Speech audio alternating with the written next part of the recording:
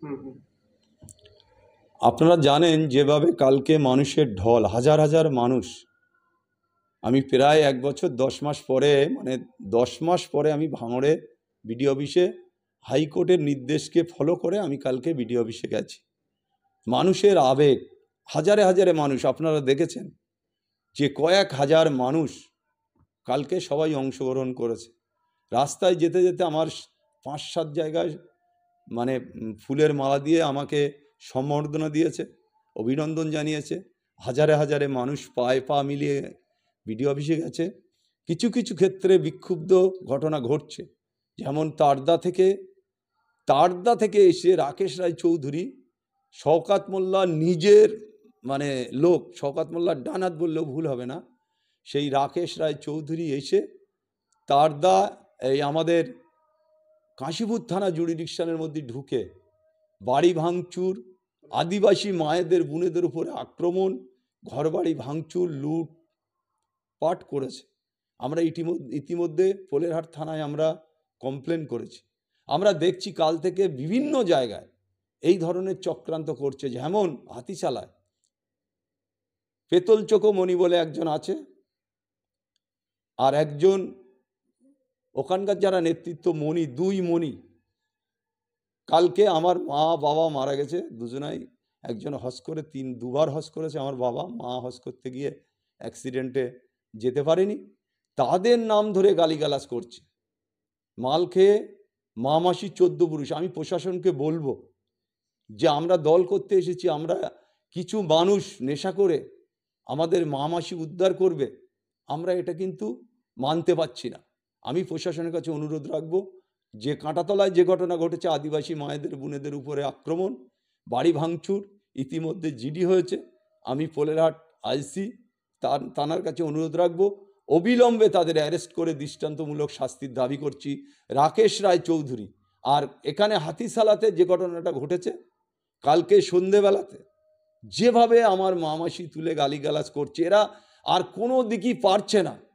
ক্যানিং থেকে এসে ভাঙড়ে যেভাবে অত্যাচার, জুলুম, সন্ত্রাস, রাহাজানি, মানুষের উপরে জুলুম, টাকা নেওয়া, তোলাবাজি থেকে শুরু করে একটার পর একটা তিনি কাজ চালিয়ে যাচ্ছেন। তিনি কি, তানার কি পদ? তিনি অবজারভার নাম করে ভাঙড়ে সন্ত্রাস চালু করেছে। আমরা দেখেছিলাম কালকেও বিডিও অফিসে আমি যখন যাই, ক্যানিং থেকে বেশ কিছু কুখ্যাত হারমাদদের নিয়ে কালকে ভাঙড় থানার সামনে বসে রয়েছে। সবার গাড়িতে মেশিন আছে, পুলিশ নীরব। তাই আমি প্রশাসনকে বলবো যে নীরবের ভূমিকা যদি পালন করেন তাহলে ভাঙড়ে বড় দুর্ঘটনা ঘটবে। কেন? আমরা যাচ্ছি কোর্টের অর্ডার নিয়ে বিডিও অফিসে, সেখানে আক্রমণ করার চেষ্টা করছে ক্যানিংয়ের লোক এনে। কে নেতৃত্ব দিচ্ছে? আহসানটা কে?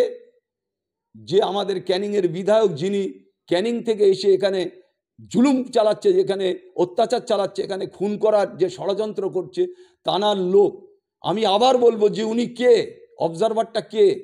উনি এখানে এসে অবজারভারের নাম করে, ইতিমধ্যে কালকে মমতা বন্দ্যোপাধ্যায় বলেছেন আমাদের নেত্রী যে বিধায়ক তার এলাকার বাইরে সে যাবে না। তা সত্ত্বেও ভাঙড়ে কি মধুরহানি পেয়েছেন উনি ভাঙড়ের মানুষের উপরে জুলুম চালাচ্ছেন। উনি কি মধুরহানি পেয়েছে, এটা আমি দলকে জানাবো, দলের কাছে অনুরোধ রাখবো যে উনি ক্যানিং থেকে এসে ভাঙড়ে ফের খুনোখুনি লাগানোর চেষ্টা করছে, ভাঙড়ের মানুষের উপরে জুলুম চালাচ্ছে, ভাঙড়ের মানুষের উপরে একটা বাড়ি, আদিবাসী মায়ের আমার কাছে এসেছিল, আমি তাদের থানায় পাঠিয়েছি যে আদিবাসী মায়েদের উপরে ঘর ভাঙা, বাড়ি ভাঙা, তাদের দুবেলা দুমুঠো খাওয়া হয় না, মানে অত্যন্ত দারিদ্র সীমার নিচে বাস করে গরিব মানুষ, তাদের উপরে জুলুম চালাচ্ছে। কে? আমি আবার বলছি, ওসি কেএলসিকে, ওসি পোলেরহাটকে, যে রাকেশ রায় চৌধুরীটা কে? তিনি ওপার থেকে এপারে এসে কেন সন্ত্রাস করছে?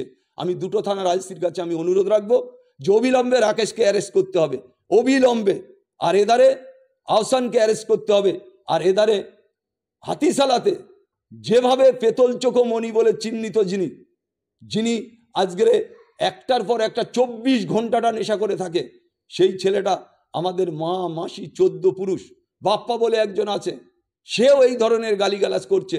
তাই আমি পুলিশকে জানালাম, আমি প্রয়োজন হলে তাদের নামে আমি কালকেই জিডি করব, যে এই ধরনের গালাগালি, এই ধরনের মামাসি তুলে গালাগালি, এই ধরনের আমাদের বাপ মা মারা গেছে, আমরা দল করতে এসে বাপ মার মানে মারা যাওয়া বাপ মার উপরে গালিগালাজ, এগুলো কিন্তু আমরা সহ্য করব না, বরদাস্ত করব না।